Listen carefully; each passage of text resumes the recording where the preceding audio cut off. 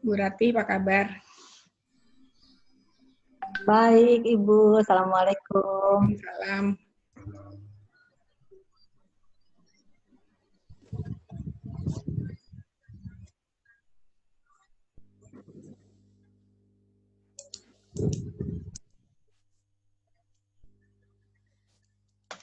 Assalamualaikum warahmatullahi wabarakatuh.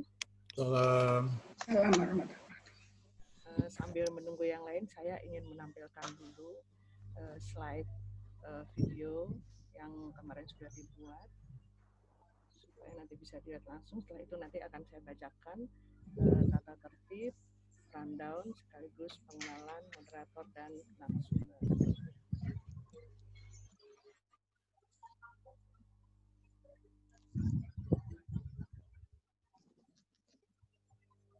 Apakah bisa dilihat?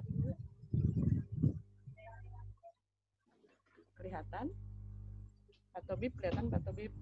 Suaranya kecil, Suara Dewi. kecil. Suara saya kecil ya? Iya, kecil. Bentar ya. Kayaknya udah teriak-teriak nih. Tes, terdengar? Sudah terdengar? Halo? Ya lumayan. Ya. Saya tampilkan dulu slide-nya.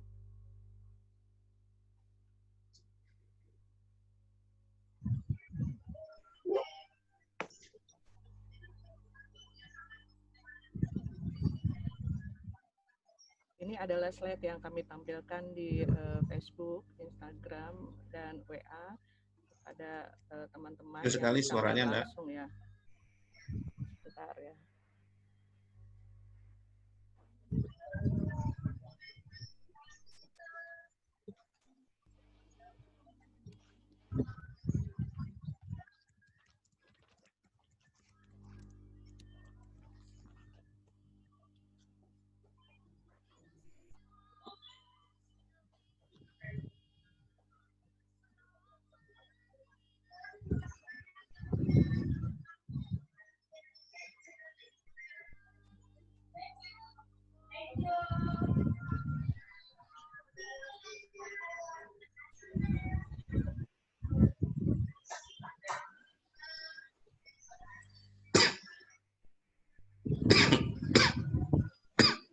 Iya, tadi suara Al-Fatihahnya terdengar nggak ya Bapak Ibu?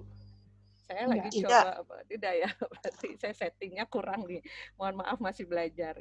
Saya tampilkan share screen-nya, sekaligus memperkenalkan moderator dan narasumber, tata tertib dan rundown.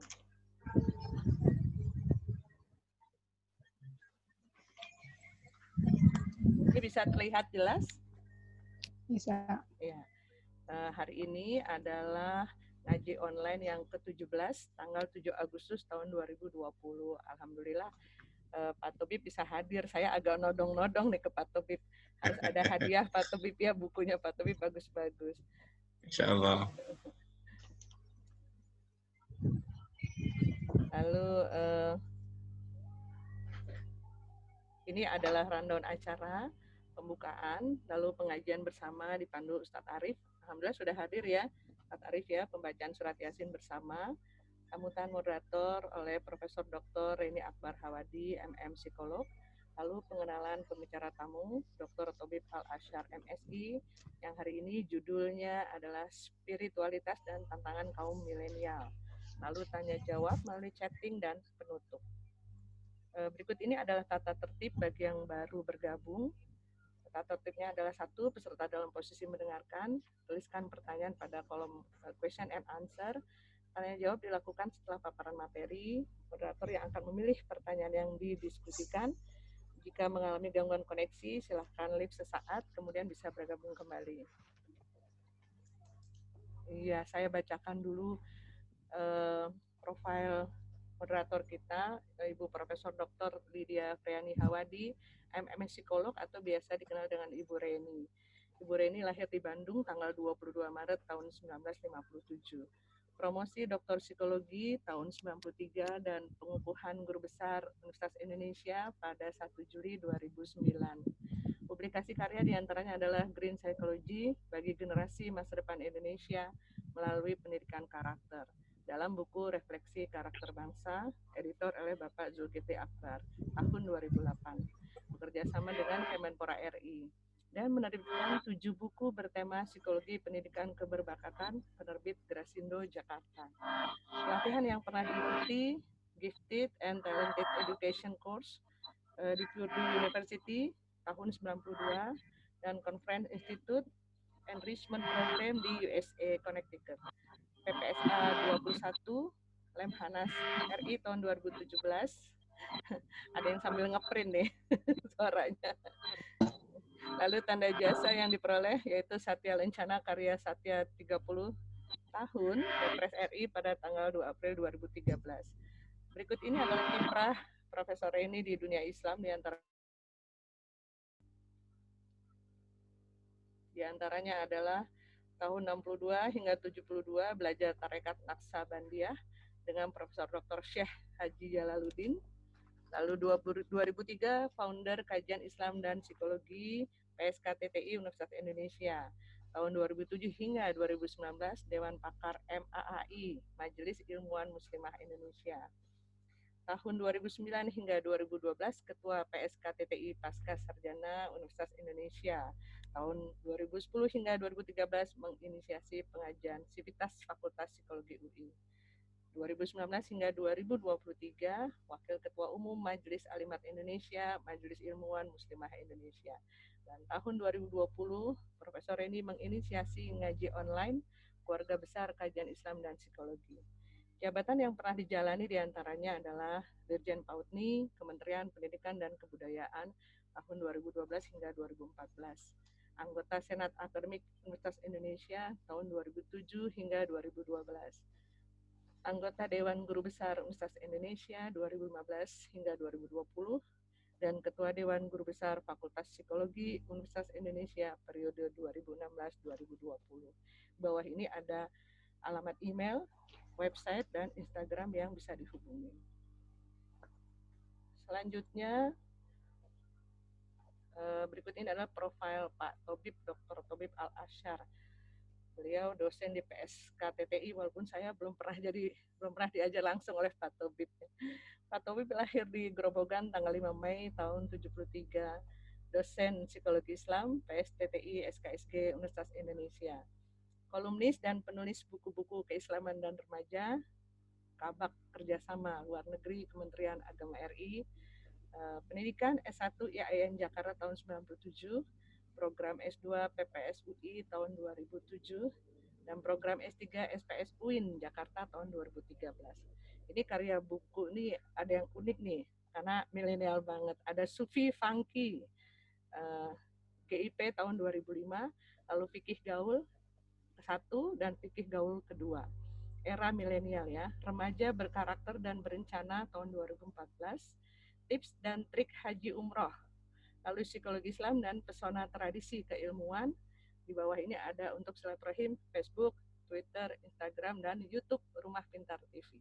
Demikian tadi sudah saya bacakan susunan acara, profil, dan agenda kita hari ini. Selanjutnya adalah pembacaan surat Yasin oleh Ustadz Arif.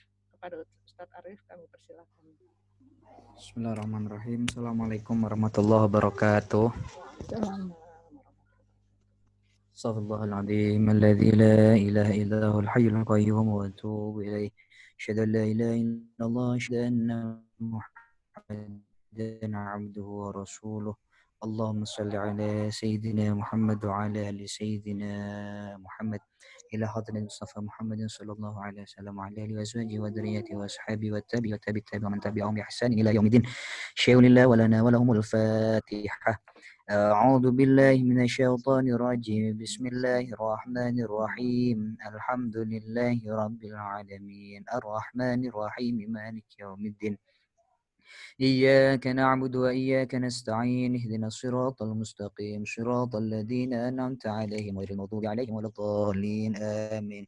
ثم الفاتحة إلى أرواح الأولياء والشهداء وجميع الصفية والصالحين والأئمة الراشدين، ثم إلى أرواح والدينا ومشايخنا وذوي الحقوق علينا وعليهم أجمعين، ثم إلى أرواح أموات هذه البلدة وإلى جميع المرحومين من اجتمعنا هنا بسببه ولأجله. Mangga Bapak Ibu disebutkan nama-nama para almarhumin. Allahumma shalli ala jami'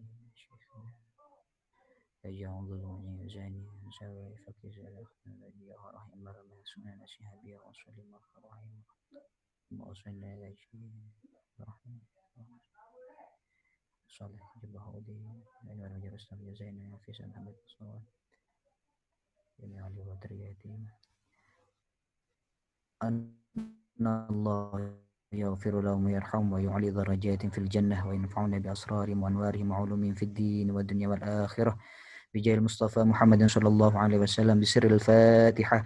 أعوذ بالله من الشيطان الرجيم. بسم الله الرحمن الرحيم. الحمد لله رب العالمين الرحمن الرحيم مالك يوم الدين إياك نعبد وإياك نستعين اهدنا الصراط المستقيم صراط الذين أنعمت عليهم غير المغضوب عليهم ولا الضالين آمين. ثم الفاتحة بالقبول وتمام من كل سول ومأمول والصلاح ظاهرا وباطنا في الدين والدنيا والآخرة دافعة لكل شر جالبة لك خير لنا ولوالدينا وأولادنا وأحبابنا ومشايخنا في الدين مع اللطف والعافية وعلانية أن الله ينور قلوبنا وقوالبنا مع الهدى والتقى والعفاف والموت على دين الإسلام والإيمان بلا محنة ولا امتحان بحق سيدنا ولد عدنان ولكل نية صالحة ومحبة وتقرب وعشق إلى الله وإلى حضرة النبي محمد صلى الله عليه وسلم بشفاعة رسول الله وبكرامات أولياء الله بأسرار الفاتحة. أعوذ بالله من الشيطان الرجيم. بسم الله الرحمن الرحيم. الحمد لله رب العالمين الرحمن الرحيم مالك يوم الدين إياك نعبد وإياك نستعين اهدنا الصراط المستقيم صراط الذين أنعمت عليهم غير المغضوب عليهم ولا الضالين آمين.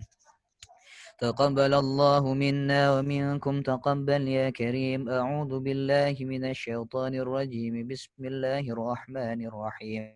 ياسين والقرآن الحكيم إنك لمن المرسلين على صراط مستقيم تنزيل العزيز الرحيم لتنذر قوما ما أنذر آباؤهم فهم غافلون قد حق القول على أكثرهم فهم لا يؤمنون إنا جعلنا في أعناقهم أغلالا فهي إلى الأذقان فهم مقمحون وجعلنا من بين أيديهم سدا ومن خلفهم سدا فأغشيناهم فهم لا يبصرون وسواء عليهم أنذرتهم أم لم تنذرهم لا يؤمنون إنما تنذر من اتبع الذكر وخشي الرحمن بالغيب وبشره بمغفرة وأجر كريم.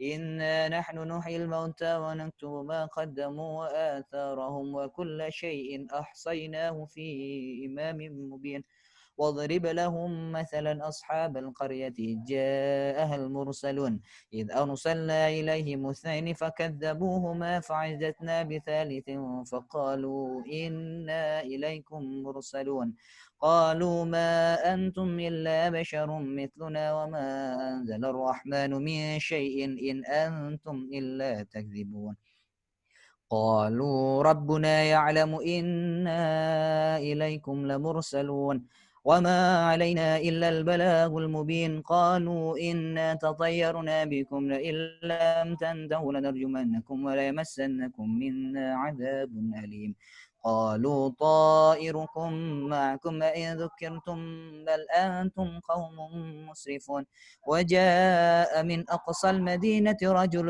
يسعى قال يا قوم اتبعوا المرسلين اتبعوا من لا يسألكم أجرا وهم مهتدون وما لي لا أعبد الذي فطرني وإليه ترجعون أأتخذ من دونه آلهة إن يردني الرحمن بضر لا تغن عني شفاعتهم شيئا ولا ينقذون إني إذا لفي ضلال مبين إني آمنت بربكم فاسمعون قيل ادخل الجنة قال يا ليت قومي يعلمون بما غفر لي ربي وجعلني من المكرمين وما أنزلنا على قومه من بعده من جود من السماء وما كنا منزلين إن كانت إلا صيحة واحدة فإذا هم خامدون يا حسرة على العباد ما يأتيهم من رسول إلا كانوا به يستهزئون ألم يروا كم أهلكنا قبلهم من القرون أنهم إليهم لا يرجعون وإن كل لما جميع لدينا محيط أحييناها وأخرجنا منها حبا فمنه يأكلون وجعلنا فيها جنات من نخيل وأعناب وفجرنا فيها من العيون ليأكلوا من ثمره وما عملته أيديهم أفلا يشكرون سبحان الذي خلق الأزواج كلها مما تنبت الأرض ومن أنفسهم ومما لا يعلمون وآية لهم الليل نسلخ منه النهار فإذا هم مظلمون والشمس تجري لمستقر لها ذلك تقدير العزيز العليم والقمر قدرناه منازل حتى عاد كالعرجون القديم لا الشمس ينبغي لها أن تدرك القمر ولا الليل سابق النهار وكل في فلك يسبحون وآية لهم أنا حملنا ذريتهم في الفلك المشحون وخلقنا لهم من مثله ما يركبون وإن نشأ نورقهم فلا صريخ لهم ولا هم ينقذون إلا رحمة منا ومتاعا إلى حين وإذا قيل لهم اتقوا ما بين أيديكم وما خلفكم لعلكم ترحمون وما تأتيهم من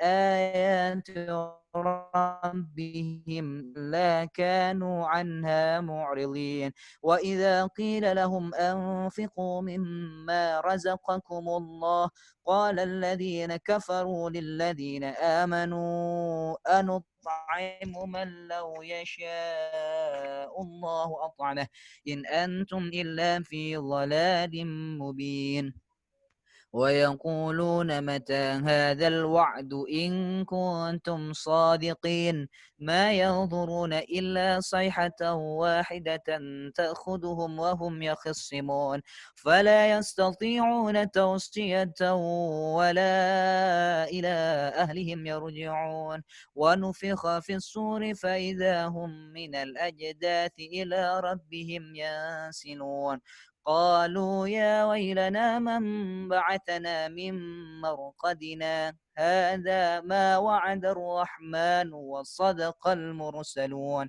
إن كانت إلا صيحة واحدة فإذا هم جميع لدينا محضرون فاليوم لا تظلم نفس شيئا ولا تجزون إلا ما كنتم تعملون إن أصحاب الجنة اليوم في شغل فاكهون هم وأزواجهم في ظلال على الأرائك متكئون لهم فيها فاكهة ولهم ما يدعون سلام قولا من رب رحيم وامتازوا اليوم أيها المجرمون ألم أعهد إليكم يا بني آدم ألا تعبدوا الشيطان إنه لكم عدو مبين وأن اعبدوني هذا صراط مستقيم ولقد أضل منكم جبلا كثيرا أفلم تكونوا تعقلون هذه جهنم التي كنتم توعدون اصلوها اليوم بما كنتم تكفرون اليوم نختم على أفواههم وتكلمنا أيديهم وتشهد أرجلهم بما كانوا يكسبون ولو نشاء لطمسنا على أعينهم فاستبقوا الصراط فأنى يبصرون ولو نشاء لمسخناهم على مكانتهم فما استطاعوا مضيا ولا يرجعون ومن نعمره ننكس في الخلق أفلا يعقلون وما علمناه الشعر ما ينبغي له إن هو إلا ذكر وقرآن مبين لينذر من كان حيا ويحق القول على الكافرين أولم يروا أنا خلقنا لهم مما عملت أيدينا أنعاما فهم لها مالكون وذللناها لهم فمنها ركوبهم ومنها يأكلون ولهم فيها منافع ومشارب أفلا يشكرون واتخذوا من دون الله آلهة لعلهم ينصرون لا يستطيعون نصرهم وهم لهم جند محضرون فلا يحزنك قولهم إنا نعلم ما يسرون وما يعلنون أولم يرى الإنسان أنا خلقناه من نطفة فإذا هو خصيم مبين وضرب لنا مثلا ونسي خلقه قال من يحيي العظام وهي رميم قل يحييها الذي أنشأها أول مرة وهو بكل خلق عليم الذي جعل لكم من الشجر الأخضر نارا فإذا أنتم منه توقدون أوليس الذي خلق السماوات والأرض بقادر على أن يخلق مثلهم بلى وهو الخلاق العليم إنما أمره إذا أراد شيئا أن يقول له كن فيكون فسبحان الذي بيده ملكوت كل شيء وإليه ترجعون شفاعة رسول الله بكرامة إلا بأسرار الفاتحة أعوذ بالله من الشيطان الرجيم بسم الله الرحمن الرحيم الحمد لله رب العالمين الرحمن الرحيم مالك يوم الدين إياك نعبد وإياك نستعين اهدنا الصراط المستقيم صراط الذين أنعمت عليهم غير المغضوب عليهم ولا الضالين آمين السلام عليكم ورحمة الله وبركاته. Waalaikumsalam warahmatullahi wabarakatuh. Amin amin ya rabbal alamin. Terima kasih Ustadz Arif. Selanjutnya kami persilakan kepada Ibu Profesor Lydia Friani Hawadi atau Ibu Reni untuk sambutannya. Silakan Bu.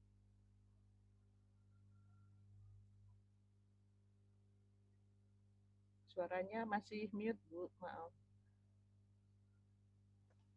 Baik, terima kasih Bu Dewi, Ustadz Arif. Bismillahirrahmanirrahim. Assalamualaikum warahmatullahi wabarakatuh. Alhamdulillahirabbil alamin. Wassalatu wassalamu ala asrofil anbiya wa mursalin Sayyidina Muhammadin wa ala alihi washabihi ajmain. Amma ba'd. Ibu Bapak, Saudara yang saya hormati, majelis ngaji online setiap hari Jumat jam 15.30 sampai 17.30. Pada sore hari ini narasumber kita adalah Dr. Tobib Al-Ashar, Magister Sains. Pak Tobib ini alumni dari Kajian Islam Psikologi SKSK UI. Beliau adalah pejabat di Kementerian Agama RI dan juga sekaligus dosen Kajian Islam Psikologi di SKSK UI. Yang sore ini insya Allah akan menyampaikan paparannya ya, judulnya adalah Spiritualitas dan Tantangan Kaum Milenial. Ini sangat menarik apa yang akan disampaikan oleh Pak Tobib, karena dengan berkembangnya sains, ya, anak-anak kita mungkin sangat kritis, ya, kemudian rasionalnya yang lebih dikedepankan, sehingga banyak dampak yang terjadi pada mereka, berbeda dengan yang sebelumnya kita yang tergolong baby boomers. Kita lihat saja bagaimana paparan dari Dr. Tobib. Silakan Pak Tobib. Baik Ibu. Bismillahirrahmanirrahim. Assalamualaikum warahmatullahi wabarakatuh. Alhamdulillah wa syukurillah wassalatu wassalamu ala Rasulillah wa ala alihi wa sahbihi wa mawalah wa la haula wa la quwwata illa billah amma ba'du.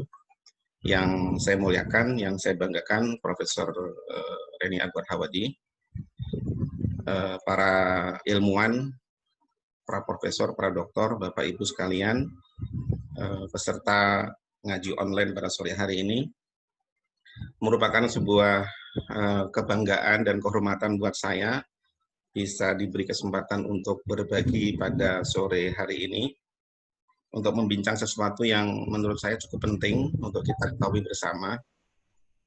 Mungkin kalau kita sudah mengikuti beberapa kajian sebelumnya, kajian yang cukup serius dari ilmu untuk ilmu, tapi pada kesempatan sore hari ini saya mencoba untuk down to earth, ya, untuk turun kepada realitas tentang kehidupan millennials yang sama ini saya punya concern dalam beberapa tahun terakhir. Bahkan saya juga menulis beberapa buku terkait dengan kehidupan millennials yang cukup menarik. Saat Profesor Reni meminta kepada saya untuk menyampaikan tema, secara otomatis saya langsung menyampaikan tentang spiritualitas dan tantangan millennials, karena saya melihat ada suatu fenomena yang cukup menarik yang mungkin lepas dari perhatian kita terkait dengan perkembangan keagamaan dan spiritualitas anak-anak muda yang belakangan ini cukup menarik berdasarkan hasil beberapa research, hasil penelitian di luar, ya, yang kita akan nanti saya bisa paparkan. Mbak Dewi, mungkin saya bisa dibukakan, ya.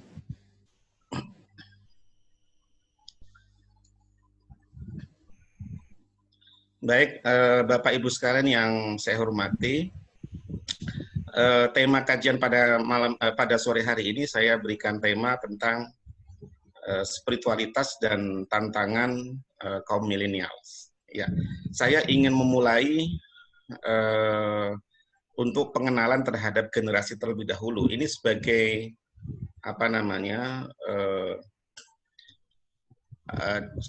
untuk melihat tentang bagaimana setiap generasi itu memiliki karakteristik yang berbeda-beda. Oke, Mbak Dewi, bisa dilanjut? Oh iya. Oke, baik. Bapak Ibu sekalian yang saya hormati, saya mencoba untuk memaparkan tentang 5 generasi yang mungkin kita semua sudah sering mendengar tentang generasi ini. Yang pertama adalah generasi baby boomers. Nah, generasi baby boomers ini adalah mereka-mereka yang lahir sebelum tahun 65. Memang ada beberapa pendapat terkait dengan jenjang generasi ini, tapi saya mencoba memaparkan apa yang ada di dalam paparan saya ini. Nah, generasi baby boomers ini adalah generasi yang habis perang, ya. Mereka memiliki prinsip semakin banyak anak maka akan banyak rezeki, ya. Dan saya adalah salah satu orang yang dihasilkan dari produk baby boomers. Artinya orang tua saya baby boomers karena saudara saya banyak, ada 8, ya. Tapi keyakinan bahwa banyak anak banyak rezeki memang mungkin menjadi keyakinan pada saat itu, ya. Lalu yang kedua adalah generasi X, lahir tahun 65 sampai 79, di mana generasi X ini adalah generasi yang tidak memiliki identitas secara mencolok. Yang mungkin seperti saya lahir tahun 73, yang masuk dalam kategori generasi X, yang secara kultural tidak memiliki identitas khusus. Berbeda dengan generasi yang setelahnya, yaitu generasi Y atau generasi millennials, lahir tahun 80 sampai 94. Nah, generasi millennials ini adalah generasi yang pada saat lahir itu sudah tersedia berbagai macam device atau gadget yang mereka bisa nikmati, khususnya yang awal-awal itu adalah TV berwarna, kemudian ada komputer, ada game, ada smartphone, dan lain-lain, ya. Dan ini yang nanti akan jadi bahasan kita. menjadi fokus yang menjadi pelajaran kita yang berhubungkan dengan keagamaan dan spiritualitas. Berikutnya adalah generasi Z yang lahir tahun 95-19. Mereka adalah pengguna gadget ya, yang sangat fanatik ya. Sebagian besar waktunya adalah menggunakan gadget ya. Mereka bisa disebut sebagai digital native, di mana begitu mereka lahir, mereka sudah mengenal tentang gadget ini. Dan berbagai macam perilaku dan sifat yang mereka nanti akan kita tunjukkan ya seterusnya. Bagaimana perilaku generasi Z dan generasi milenial yang kita akan tahu bagaimana nanti mereka. Dan yang terakhir adalah generasi Alpha, yaitu generasi anak-anak milenium yang ya usianya mungkin 7 tahun, 6 tahun, 5 tahun ya, yang sekarang juga sudah mulai canggih dan memiliki pola pikir bagaimana mereka menggunakan gadget dan smartphone yang dengan berbagai kepentingan. Apalagi masa pandemi seperti ini, mereka almost dalam 1 hari itu mungkin mereka waktunya itu digunakan untuk memegang gadget atau mungkin komputer dan lain-lain. Nah, kebetulan memang saya termasuk orang tua yang memiliki 2 generasi. Anak saya sudah kuliah, generasi milenial, dan yang adik-adiknya yang 2 yang kebetulan ngikutin homeschooling ya, itu generasi Z dan generasi Alpha ya. Nah, ini adalah profil tentang generasi. Kalau Bapak Ibu ingin istilahnya itu melihat tentang profiling, saya termasuk generasi apa ya, tinggal melihat saja gaya mereka seperti apa di dalam gambar ini ya. Baby boomer seperti ini, generasi X seperti itu, generasi Y millennials seperti ini, dan generasi Z yang seperti ini. Nah, sekarang apa perbedaan antara generasi milenial dan generasi Z ya? Ya, perbedaannya mungkin kita bisa lihat dari penampilan ya. Kalau generasi milenial mungkin sudah agak jadul ya, sudah agak ketinggalan. Mungkin celananya agak panjang. Tapi kalau sudah generasi Z itu sudah semakin irit bajunya itu, semakin stylish ya. Oke, next Mbak Dewi ya. Nah, ini adalah proyeksi sebaran milenial di Indonesia dalam ribuan yang digunakan tahun 2019 pada saat kemarin kita mengikuti hajatan politik ya. Dan ini adalah petanya yang dikumpulkan oleh Tirto dan jumlahnya begitu banyak ya. Mungkin rata-rata nanti ada datanya sekitar 81 juta seluruh Indonesia ya, yang tersebar dari di semua provinsi. Oke, next berikutnya. Nah, ini jumlah penduduk milenial kita yang perlu mendapatkan perhatian yang cukup serius ya dari kita. Total penduduk kita itu kan 255 juta ya. Ini data yang agak sedikit lama, mungkin sekarang sudah 260-an juta. Sebanyak 81 juta penduduk itu berusia 17 sampai 31 tahun yang dikenal sebagai generasi milenial. Nah, ini tumbuh di lingkungan serba digital yang disebut mungkin masyarakat digital society ya. Jadi sekarang ini adalah sebagai masyarakat digital yang luar biasa, yang di mana seluruh aspek kehidupan itu sudah menggunakan unsur-unsur digital. Jadi kalau dalam Al-Qur'an itu disebutkan ummatan wasaton liyakunu syuhada'a 'alan nas gitu ya. Mungkin kalau di sini konteksnya dalam konteks digital adalah ummatan digitalan liyakunu syuhada. Jadi umat digital yang kita harus yang mereka nanti akan dijadikan sebagai saksi buat manusia gitu ya. Nah, ini kita perlu sadari betul bahwa ini benar-benar membuat perubahan yang sangat dasar, yang sangat radikal, yang disebut sebagai era disrupsi, yang mengakibatkan gaya dan pola hidup milenial itu menjadi sangat perlu perhatian dari kita. Oke, next Mbak Dewi ya. Nah, sekarang saya mencoba menghubungkan dari apa yang menjadi tema besar kita, yaitu millennials, agama, dan spiritualitas. Ya. Ini saya dalam beberapa hari ini, setelah saya diberikan kesempatan oleh Profesor Reni, saya mencoba untuk searching di internet, mencari tentang data, tentang hubungannya dengan millennials, agama, dan spiritualitas. Nanti saya akan tunjukkan satu persatu betapa ini menjadi satu keprihatinan yang luar biasa buat kita, baik di tingkat dunia maupun di Indonesia. Oke, next, Mbak. Nah, oke, ini hasil riset tahun 2016-2018 yang oleh lembaga riset Gallup ya. Kita bisa lihat tentang preferensi religius oleh generasi yang levelnya semakin tua ya, baby boomers itu semakin dia punya preferensi religius yang semakin banyak ya. Jumlahnya sampai 80% untuk baby boomers. Ya, tradisionalis cara berpikirnya yang masih ada hubungan dengan konsep-konsep keagamaan. Lalu kemudian tradisionalis, mohon maaf, belum. Lalu kemudian baby boomers, tadi tradisionalis ya, yang masih tinggi. Lalu kemudian baby boomers itu sekitar 84%. Nah, untuk untuk di agamanya sekitar 80%.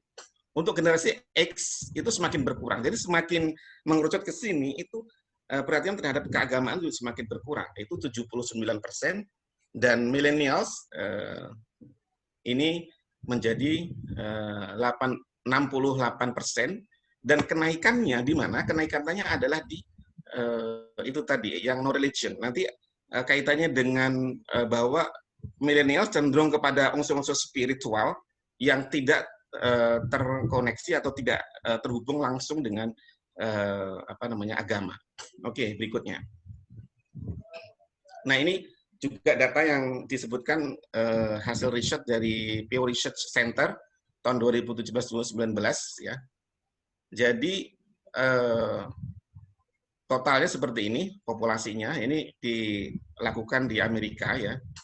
Jadi yang no religious dan not spiritual itu ada 18%, tapi yang no religious yang spiritual itu 27, lebih banyak berarti. Jadi lebih memilih unsur-unsur spiritualnya dibandingkan dengan religius. Yang tidak berafiliasi itu ada 26%. Ini menunjukkan bahwa kenaikan keterpisahan dengan agama itu semakin membesar dari waktu ke waktu. Nah, ini yang irreligion ini termasuk ateism, agnostics, deism, skepticism, dan lain-lain dan seterusnya, termasuk secular humanism. Oke, selanjutnya. Nah, ini juga hasil yang lain tentang millennials view on religion and spirituality. Jadi ketika ditanya bicara tentang Tuhan, itu jumlahnya jadi ini ya. Ini di Amerika juga penelitiannya. Jadi yang tidak bicara tentang Tuhan ada 38%, semakin meningkat, yang 62% yang yes ya.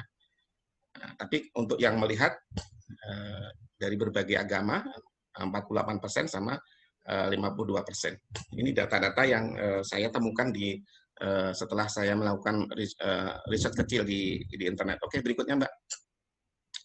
Nah, ini juga di data yang disampaikan oleh Public Religion Research Institute, 20% anak muda usia 18 sampai 29 tahun itu mengklaim tidak memiliki afiliasi keagamaan ya.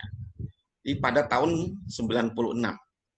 20 tahun kemudian itu meningkat jumlahnya tahun 2016 menjadi 39%. Itu artinya apa? Ada kenaikan yang cukup signifikan, berapa persen nih? 19% kenaikan klaim tentang no religion affiliation ya. Jadi nanti kita lihat lagi ya. Oke, next berikutnya. Nah, sekarang kita mencoba untuk sedikit menarik teori tentang perkembangan keimanan yang disampaikan oleh James Fowler ya. Tentang generasi A ya, ini percaya pada orang terdekat ya, sebagaimana kita tahu ya.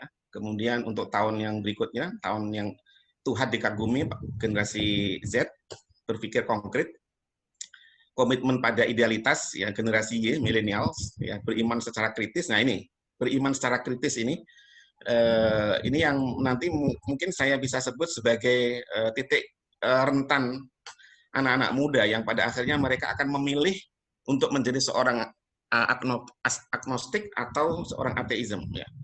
Lalu kemudian untuk generasi X mungkin lebih bisa memahami dan menerima multi tahun dan universal generasi baby boomers. Oke, next berikutnya. Nah, tahap perkembangan spiritual menurut Moody ya, saya baca dan saya coba dalami. Pertama adalah tahap the call, ya, tahap tumbuhnya kesadaran terhadap kekosongan diri dan ketidakmampuan untuk memenuhi tujuan kehidupan. Mungkin tahapan yang kedua juga ini, tahapan pencarian, the search, ini adalah pencarian spiritual dengan menuju ke dalam, melihat, mempertanyakan diri secara nah, mungkin kalau kita lihat di dalam konsep Islam itu masih tahapan pada tahap taholi, ya, tahap pengosongan, tahap adanya munculnya kesadaran spiritual yang dalam, ya. Jadi tahapan taholi. Lalu kemudian berikutnya adalah yang ketiga, Mbak Dewi, tahapan pergolakan, dan yang keempat adalah tahapan terobosan. Ini kategorinya adalah tahap menemukan proses spiritual dalam memahami makna hidup, menyesuaikan diri terhadap pikiran dan perilaku, dan yang keempat adalah tahap pertanggungjawaban. Dalam konsepsi Islam mungkin sampai pada tahapan tahali atau pengisian, ya. Jadi dalam Islam itu ada dua cara untuk bagaimana orang menemukan pada titik spiritualitas. Yang pertama adalah dengan cara taholi tadi. Kalau taholi itu adalah pengosongan penuh, itu kalau tahapan yang bisa dilakukan adalah dengan cara itu tadi. Kalau istilahnya mencuci gelas yang kotor, bekas kopi atau teh, untuk membersihkannya adalah dengan cara mengosongkan, yaitu dengan cara apa? Dengan cara bertaubat. Dengan cara bertaubat, dicuci bersih, akhirnya ada beberapa persyaratan yang harus dilakukan seseorang untuk menjadi bertaubat. Nah, sementara untuk yang tahali, ya, tahap pengisian, ya, charging, itu adalah tahapan di mana dia belum bisa meninggalkan keburukan, akan tetapi dia melakukan kebaikan-kebaikan. Jadi innal hasanati yudhibnas sayyi'at. Jadi kebaikan-kebaikan itu diperbanyak yang pada akhirnya akan menutup yang keburukan-keburukan itu, yang bisa disebut dengan konsep tahali. Dan yang terakhir ini, yang kelima adalah tahap kembali atau terobosan resolusi, yang dalam konsepsi Islam itu adalah tajalli, wujud dalam perilaku kebaikan, yang kalau dalam di sini adalah kejernihan yang baru dan kebangkitan dalam tugas spiritual. Oke, berikutnya, next. Nah, faktor yang mempengaruhi spiritualitas, ya, itu banyak aspeknya. Faktor apa saja yang mempengaruhi? Yang pertama adalah faktor perkembangan seseorang, ya, anak menuju dewasa, remaja dewasa, dan lalu kemudian ada juga aspek keluarga. Keluarga sangat mempengaruhinya, karena keluarga juga dalam konsep Islam adalah madrasatul ula, madrasah pertama yang menjadikan candra bimuka pendidikan anak di keluarga, yang dimana peran orang tua menjadi sangat sentral. Kalau dalam konsepsi Islam adalah kullu maulidin yuladu 'alal fitrah fa abawahu yuhawidani au yunassirani au yumajjisani. Jadi anak yang dilahirkan dalam keadaan fitrah dan orang tuanya berperan untuk menjadikan apa mereka menjadi seorang Nasrani, Yahudi atau Majusi. Ya, ini adalah keluarga, dan itu sangat berpengaruh terhadap perkembangan spiritual. Yang berikutnya adalah pengaruh etnik dan budaya. Tentu etnik dan budaya ini menjadi pengalaman yang cukup penting terhadap perkembangan spiritualitas seseorang. Akan tetapi meskipun demikian, seorang anak atau seseorang itu selain unsur-unsur lingkungan, ada unsur-unsur inherent atau di dalam yang juga mempengaruhi. Akan tetapi faktor etnik dan budaya ini juga sangat mempengaruhi. Misalnya kita lahir dalam keadaan Islam dengan tradisi Islam, lalu kemudian kita tercipta, terbentuk menjadi seorang Muslim yang seperti apa, itu tergantung lingkungan. Berikutnya adalah pengalaman hidup.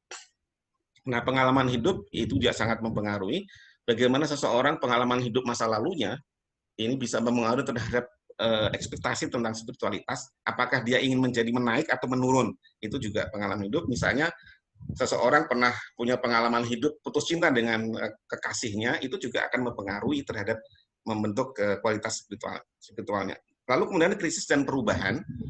Nah, ini krisis dan perubahan ini bisa jadi karena ada misalnya bekas bencana habis kena bencana, lalu kemudian dia atau kena kecelakaan dan lain-lain, itu juga akan membentuk. Dan yang terakhir adalah terpisah dari ikatan spiritual. Nah, terpisah dari ikatan spiritual ini juga mempengaruhi dan biasanya dialami oleh mereka-mereka yang memiliki penyakit kronis. Kenapa di dalam ajaran agama kita, dalam Islam, itu kita didorong untuk mau mengunjungi atau berziarah kepada orang yang sedang sakit. Mengunjungi ini konteksnya adalah bagaimana bisa membesarkan hatinya seseorang itu mampu untuk melewati masa-masa krisisnya supaya tidak terpisah dari ikatan spiritualnya. Nah, tentu pada saat kita berziarah, bertemu atau mengunjungi, menjenguk orang yang sakit, ini ada etikanya gitu. Saya pernah ada cerita mantan pimpinan saya yang dulu sakit lama gitu. Lalu kemudian ada seorang pengunjung itu datang dan dia mengatakan, "Pak, sabar ya Pak," katanya. "Ini ujian," katanya begitu. Tapi apa yang diungkapkan oleh beliau itu yang sedang sakit, begitu mereka pulang, dia mengatakan, "Sabar, sabar." Saya sudah sakit lama ini gitu. Ternyata nggak nyaman juga dikatakan sabar-sabar itu gitu ya. Mungkin yang kita perlu menyampaikannya itu bagaimana supaya mereka tidak terpisah secara spiritual ya. Jadi mungkin konteksnya bukan kita mengajak meminta kepada dia dia sabar, tapi bisa jadi ada pendekatan yang lebih humanis untuk bisa menerima terhadap kondisi spiritualnya yang dalam konteks ini adalah sakit keras ya. Mungkin dibesarkan bahwa mendoakan mudah-mudahan Bapak cepat sembuh dan lain-lain. Oke, yang berikutnya Mbak. Nah, sekarang saya ingin mencoba kerentanan milenial itu seperti apa ya. Tentu yang seperti tadi yang saya sampaikan, ada unsur-unsur kognitif, emosional dan spiritual yang generasi milenial ini memiliki kerentanan-kerentanan. Kalau tadi kita ngikutin melihat dari apa yang disampaikan oleh James Fowler, itu ada kerentanan kognitif di mana generasi milenial itu sudah mulai berpikir abstrak dan berpikir kritis, dan ini titiknya ya. Demikian juga secara emosional ya. Mungkin dia punya pengalaman-pengalaman hidup masa lalu, lalu kemudian berakibat pada unsur-unsur spiritual yang perlu juga pendalaman secara total terhadap apa yang mereka alami, sehingga mereka tidak mengalami kesenjangan dan mengalami problem-problem yang serius yang menjadikan mereka bisa terlepas dari keterikatan keagamaan atau keterikatan norma-norma agama. Oke, next. Nah, ini saya ingin memberikan bukti ya, perkembangan-perkembangan bagaimana kaum millennials itu sudah terpapar oleh beberapa ide gagasan yang menjadikan mereka semakin jauh dari ikatan-ikatan religion, ikatan-ikatan keagamaan. Misalnya gini, ini mantan pegawai Google yang membuat agama baru ya, dalam tanda kutip ya. Jadi artificial intelligence itu sebagai Tuhan. Dan ini nyata gitu, yang sudah didaftarkan dia sebagai organisasi ini ya, jalan untuk masa depan, yang tujuannya apa ya? Tujuan organisasi apa? Untuk mengembangkan dan mempromosikan kesadaran tentang figur Tuhan berbasis kecerdasan buatan. Ini luar biasa.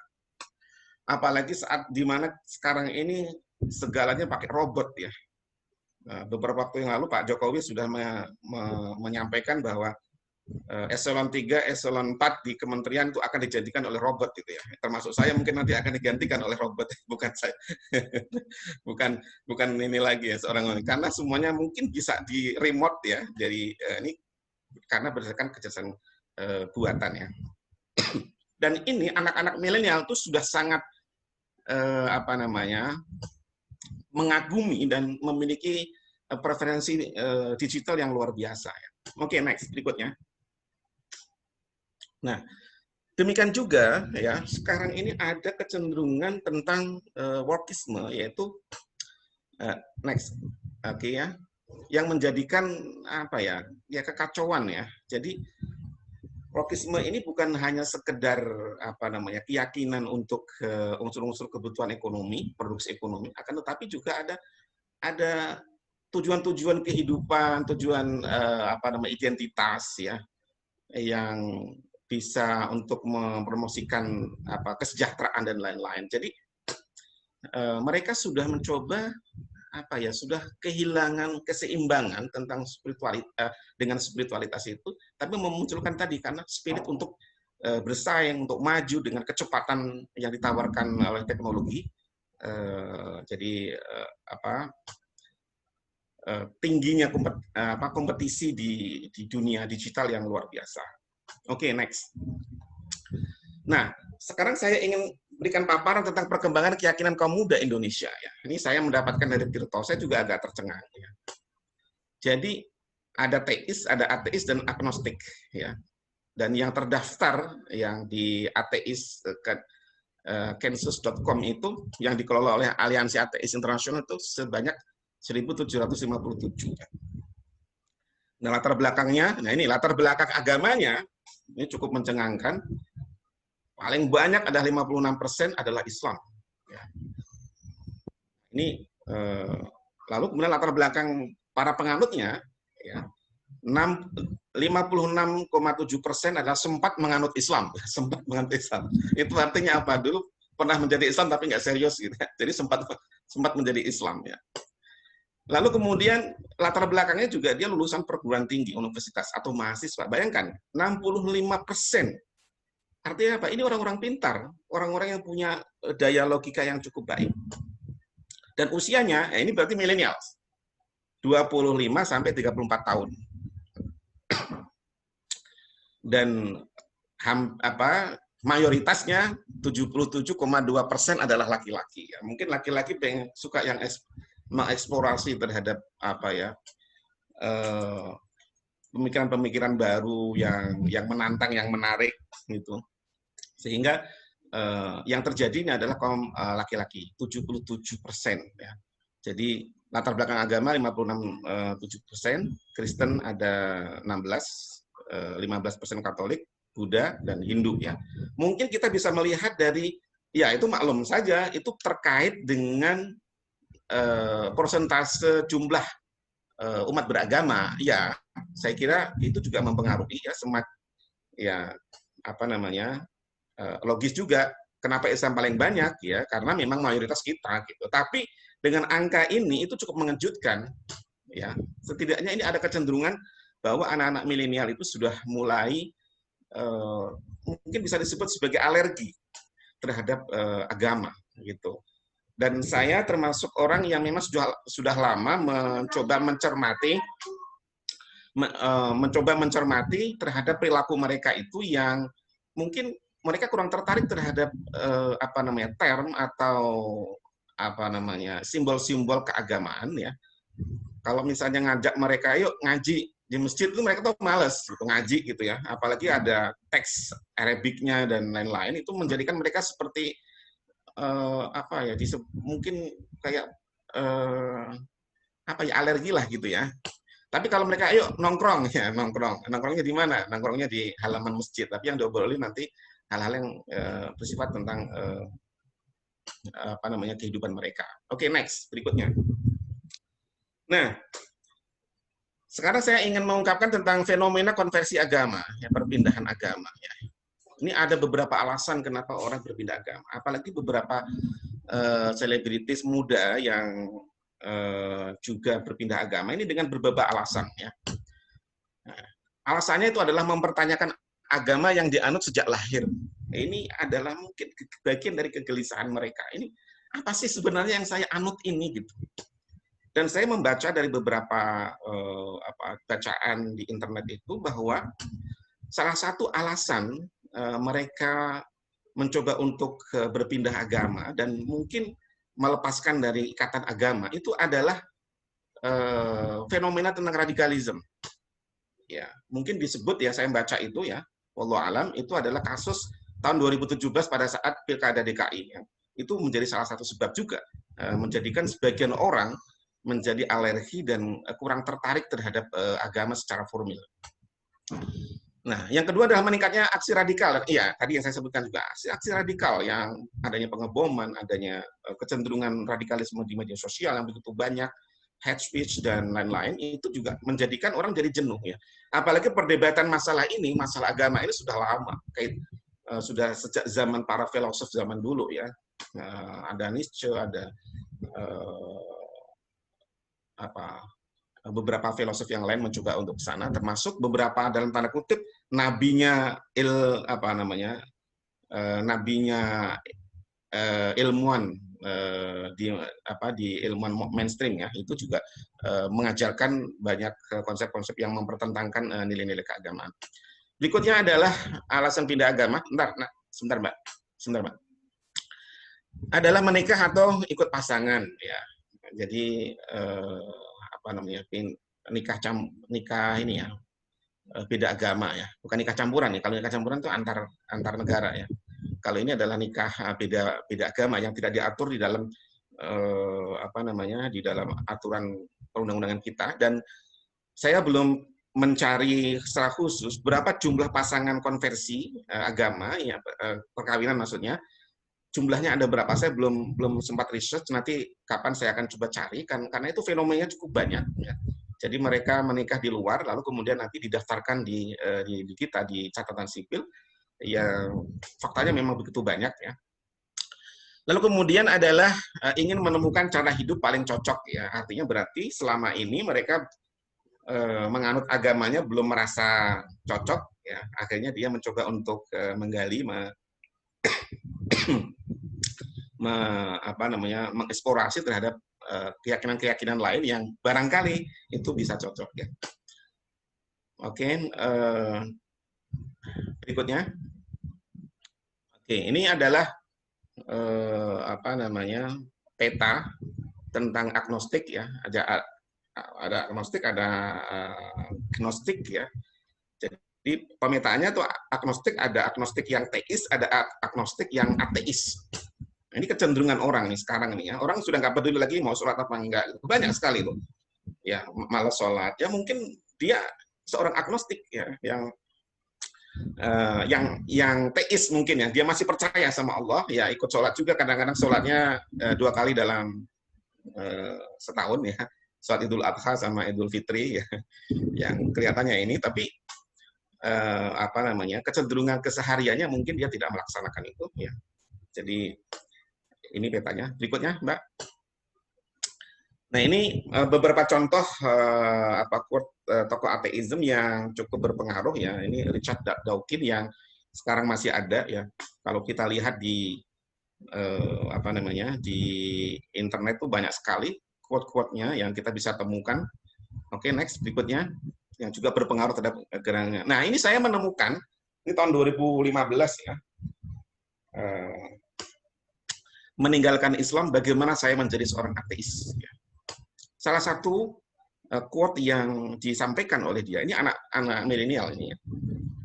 Sebanyak apapun hal baik yang kamu lakukan, jika kamu bukan muslim, maka itu akan sia-sia.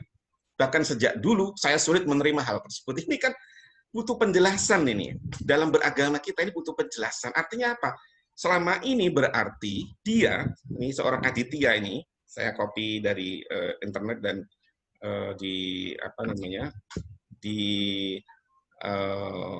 blognya, itu artinya berarti dia belum mendapatkan jawaban bagaimana dia menjadi seorang Muslim yang hanif, yang bisa menerima secara logika dengan secara hati, dengan hati. Nah, ini pada akhirnya dia mengatakan, loh, kenapa orang yang non-Islam yang berbuat baik seperti Bunda Teresia atau tokoh Hindu, tokoh Buddha dan lain-lain, kenapa seperti itu ya? Artinya apa? Ini tidak mendapatkan penjelasan yang memadai dalam beragama. Agama yang selama ini tadi juga saya sempat diskusi dengan Profesor Reddy bahwa agama di Indonesia sekarang ini, bahkan mungkin kecenderungan di dunia, lebih pada ilmu pengetahuan, jadi transfer of knowledge. Jadi agama untuk pengetahuan gitu. Kenapa menjadi perdebatan misalnya pendidikan agama di sekolah umum itu kan hanya 2 jam. Itu pun hanya menghafal gitu ya. Apalagi sekarang ini ya, dengan adanya pandemi seperti ini, belajarnya hanya menonton televisi karena nggak ada internet. Jadi hanya transfer pengetahuan aja, gitu. Tidak bagaimana menjadikan agama terinternalisasi ke dalam yang pada akhirnya dia memahami betul bagaimana cara beragama yang tepat, yang baik, yang diajarkan oleh para pendahulu salaf, para ulama salaf, para ulama terdahulu, ya, para sahabat termasuk, dan khususnya Rasulullah, bagaimana mengajarkan itu bisa menerima. Nah, ini yang mungkin menjadi perdebatan dan menjadi PR kita bersama, bagaimana kita menjelaskan agama itu menjadi lebih bisa diterima, konkret dan rasional, ya. Next. Nah, ini John Lennon, ya, mungkin Bapak Ibu sekalian sudah sangat kenal lah John Lennon ini, ya. Setelah saya searching apa agamanya itu, ya, ini yang I don't believe in magic, ya. Jadi ya dia prinsipnya dia pengen damai lah gitu, ya, tapi nggak harus berhubungan dengan unsur-unsur formal agama, ya. Oke, next berikutnya. Nah, sekarang kita kembali ke generasi millennials, ya. Nah, generasi milenial adalah generasi yang memiliki kedekatan krusial dengan dunia digital. Instagram, Twitter, Facebook, WhatsApp, Line, TikTok, dan lain-lain. Sebagai ruang sosial yang mereka geluti ini, yang tadi disebutkan bahwa mayoritas kehidupan mereka itu adalah bersama dengan dunia digital. Sebagai umatan digitalan, ya, sebagai umat digital yang luar biasa, yang kehidupannya menjadi terekspresi melalui ini. Ya. Khususnya yang sekarang lagi top adalah TikTok. Ya, ini kalau kita sering mendapatkan kiriman video-video pendek itu melalui TikTok itu yang sebagai ekspresi mereka. Oke, next berikutnya. Nanti saya akan sampaikan lagi tentang ini dia. Nah, pada usia ini mereka sedang bereksperimen dengan banyak hal, termasuk soal keagamaan. Jadi salah satu fitur penting yang dikreasikan melalui medsos seperti TikTok adalah kekuatan replikasi, di mana generasi Z dan generasi Y bisa memasukkan subjektivitas digital mereka ke dalamnya, menjadi bagian dari budaya viralitas. Jadi mereka itu suka gitu, ya. Termasuk tafsir-tafsir terhadap paham keagamaan. Bahkan mereka juga tidak segan kita sering ya melihat, ya, seperti melempar Al-Qur'an, ya, anak muda, ya. Di mana itu Mbak Dewi, ya? Di Sulawesi itu apa, ya? Lalu kemudian sholat sambil joget-joget, itu kan ekspresi keagamaan yang sangat memprihatinkan gitu, ya. Yang pada akhirnya kan mereka mendapatkan problem hukum. Karena mereka punya seperti saluran untuk mengekspresikan mengeksperimentasi terhadap banyak hal, ya, soal keagamaan tadi, gitu. Ini fakta yang kita lihat, ya. Oke, next berikutnya. Nah, berikutnya adalah perjumpaan melalui media digital sebagai ruang publik yang lebih luas telah cenderung menjadikan mereka menghayati nilai-nilai keagamaan sebagai sesuatu yang sifatnya transisional. Artinya bukan hal yang bukan hal yang tetap, ya. Ini transisional. Ada perspektif. Dengan kemungkinan dia terlibat secara langsung di media sosial, ya, dia mencoba untuk membuat perspektif. Juga ada atmosfer, ya, atmosfer kognitifnya, ada atmosfer emosionalnya, kondisi dan cara-cara baru yang mereka coba tawarkan. Ini adalah hasil riset yang dilakukan oleh Indonesian Consortium for Religious Studies, ya, di UGM, ya. Ini tadi saya nemu. Ini seperti ini, ya. Jadi unsurnya adalah keagamaan itu adalah bersifat transisi, ada perspektif, atmosfer, dan kondisi, ya. Oke, next, Mbak. Ya, ini dia. Nah, sekarang apa karakteristik yang kita lihat? Maaf. 4 karakteristik millennials. Sebentar, Mbak. Sebentar. Next, kembali lagi. Karakteristiknya, oke, ya. Yang pertama adalah penyuka konten otentik, ya. Ini anak millennials tuh begitu, ya. Konten-kontennya autentik, lucu, menarik, itu mereka suka, ya, dan mereka biasanya menyukai, like, share di media-media sosial itu, ya, konten-konten yang autentik, ya, yang konten-konten yang asli, ya, dari apa yang dalam kehidupan mereka. Yang berikutnya adalah senang berkolaborasi, ya. Makanya sekarang eranya adalah bukan era kompetisi tapi era kolaborasi. Jadi banyak YouTuber, ya, yang dari anak-anak muda, dari anak milenial itu sukanya yang berkolaborasi, apa yang lucu-lucu dan lain-lain. Berikutnya adalah ingin tahu lebih banyak. Nah, ini kesempatan yang baik buat kita, bagaimana kita terlibat aktif untuk menjadikan dunia digital ini menjadi lebih ramah, lebih bisa diterima oleh kalangan mereka, karena mereka apa? Ingin lebih tahu. Tentu, ketika kita ingin menyampaikan tentang nilai-nilai agama, paham-paham keagamaan, ini adalah narasi-narasi yang bisa diterima secara lebih baik kognitif emosionalnya mereka, jangan menggurui gitu. Makanya saya membuat buku-buku ini mencoba saya dengan bahasa mereka ya, masuk ini ya, saya ini millennials, lalu kemudian sebelumnya adalah Sufi Funky, lalu kemudian ada Fikih Gaul yang pertama, lalu kemudian ada juga yang Fikih Gaul yang ini ada beberapa cetakan, lalu kemudian juga ada bahkan saya juga mencoba membuat karena banyak anak-anak milenial, anak muda yang haji dan umroh ya, lalu kemudian saya membuat tips and tricks haji dan umroh yang menyenangkan dengan bahasa milenial, bahasa yang lebih mudah dipahami, karena banyak referensi keagamaan khususnya haji itu sangat doktriner yang mengakibatkan jadi agak sulit untuk dipahami. Oke, next. Nah, ada beberapa pertanyaan yang menjadikan millennials itu kenapa mereka menjadi seorang agnostik. Ini menggelitik buat kita semuanya, dan bagaimana kita bisa mendeliver pesan-pesan agama itu menjadi bisa diterima oleh mereka. Ini pertama adalah keberadaan dan peran Tuhan. Sejauh mana sih keberadaan peran Tuhan? Ini pengalaman saya mengajar langsung pada anak saya yang homeschooling, ya, usia 12 tahun dan usia 10 tahun. Itu saya mencoba, pada saat saya mengisi tentang tauhid, ya, akidah, itu saya mencoba untuk memberikan pemahaman yang lebih memiliki insight yang dalam tentang bagaimana kita memahami tentang unsur tauhid ini. Misalnya keberadaan Tuhan. Tuhan itu ada. Kenapa itu ada? Bagaimana caranya? Bagaimana kita memahami ini? Saya sejak awal saya sudah berikan. Supaya apa? Pada saat nanti dia lebih besar, dia tuh bisa menerima, nggak mempertanyakan lagi keberadaan Tuhan. Akan sangat bahaya. Ya. Kalau kita membiarkan anak itu menjadi liar, yang pada akhirnya dia tidak mempercayai terhadap Tuhan. Yang kedua tentang konsep penciptaan alam semesta. Ini juga begitu ya. Kalau kita ngikutin diskursus tentang penciptaan alam semesta kan di dunia barat, banyak yang mengatakan bahwa alam semesta ini tercipta dengan sendirinya ya.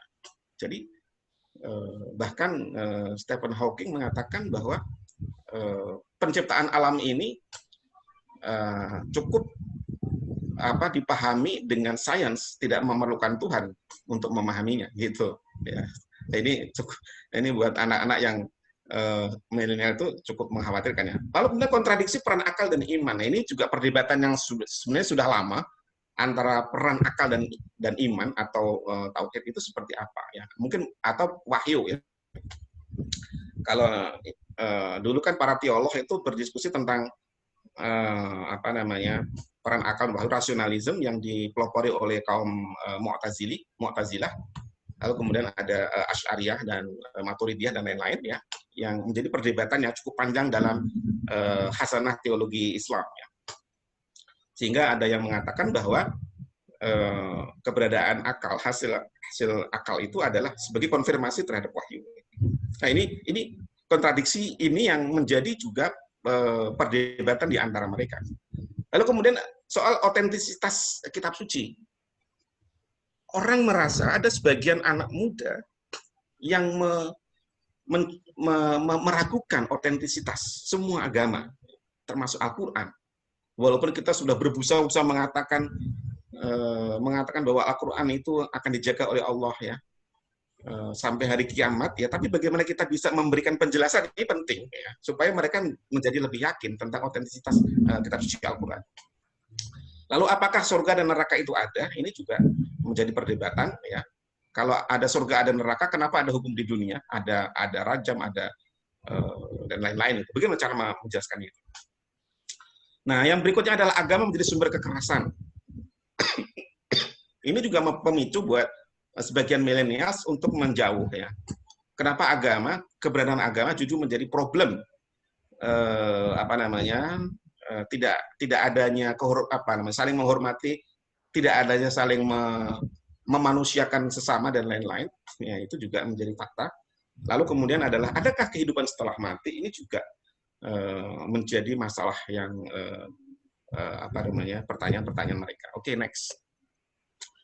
Nah, jadi ini mungkin nggak tahu ya, ini saya menemu aja ya. Jadi pada saat ditanyakan apakah Tuhan itu ada yes, no, atau tidak tahu, dan jawabnya terakhir itu dicentral. Mungkin hanya Tuhan yang tahu. Ya, ini menggelitik juga buat kita tentang kehidupan ini ya. Oke, next. Oke, berikutnya adalah ini contohnya yang kita next. Oke ya. Contoh media Kongko ya, kaum agnostik muda ya. Saya mencoba searching, saya cari di internet, itu ternyata ada Aks FM ya. Di sini adalah anak-anak muda yang mencoba curhat, berdiskusi tentang isu-isu tentang agnostikme. Ya. Dan ini sudah mulai melebar dan begitu banyak yang menjadi fakta yang perlu kita waspadai. Oke, berikutnya. Next. Nah, sekarang pertanyaannya adalah bagaimana Islam menjawab terhadap problem anak muda atau millennials ya. Nah, saya ingin menegaskan dari pesan apa yang Rasulullah sampaikan. Rasulullah memiliki perhatian yang cukup baik, cukup serius terhadap anak-anak muda. Usikum bisyabab khairan fa innahum arafu afidatan. Innallaha ba'atsani basyira wa nadhira. Fa khalafa risyuyukh tsumma talaqalu ta'ala fadhal alimul aman ya. Aku wasiatkan kepadamu terhadap pemuda-pemuda supaya bersikap baik terhadap mereka. Artinya apa? Rasulullah menginginkan kita sebagai orang-orang yang mungkin lebih tua dibandingkan orang-orang millennials itu bersikap lebih baik pada mereka. Kenapa Rasul mengatakan itu? Sesungguhnya hati dan jiwa mereka itu sangat halus. Ya, jadi yang sangat halus dalam arti mungkin ya mereka sedang rentan. Ya, rentan yang tadi saya bilang ya. Kognitif, emosional, ya, spiritual itu ya mungkin jadi menggunakan terminologi ini ya. Nah, sesungguhnya Tuhan mengutus aku membawa berita gembira dan membawa peringatan. Angkatan muda lah yang menyambut dan menyokongku, sedangkan angkatan tua menentang dan memusuhiku ya. Angkatan muda pada saat itu ya ada Ali bin Abi Thalib ya, yang mendukung ya, dan yang kelompok tua yang menentangnya itu ya Abu Jahal, Abu Lahab dan lain-lain yang sebelumnya dalam konteks ini. Kenapa mereka seperti itu ya? Kemudian Nabi mengutip dari sebuah ayat Al-Quran, Fatola alimul amadu faqasat qulubuhum.